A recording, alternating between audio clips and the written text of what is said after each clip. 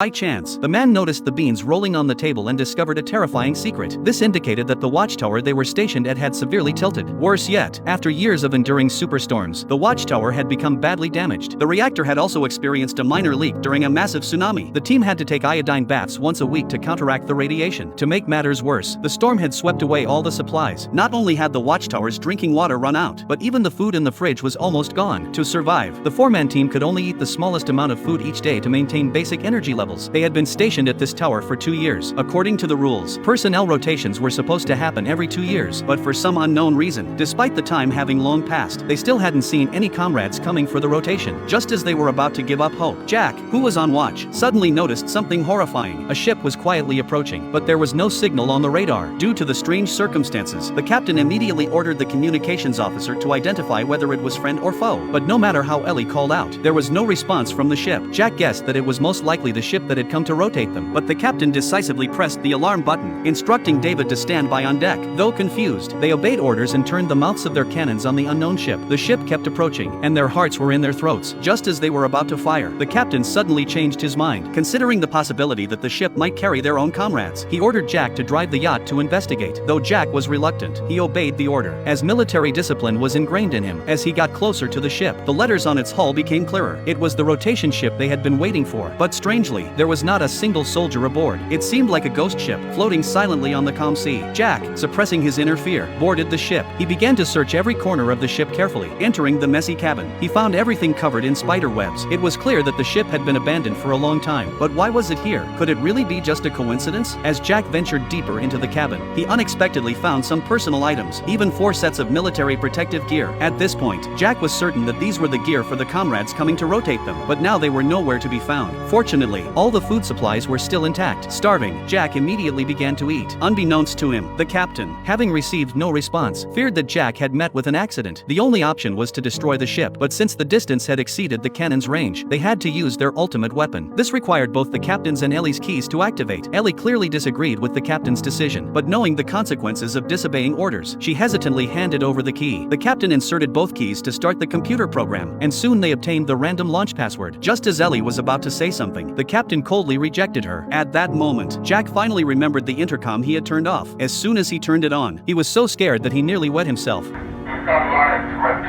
please stop live.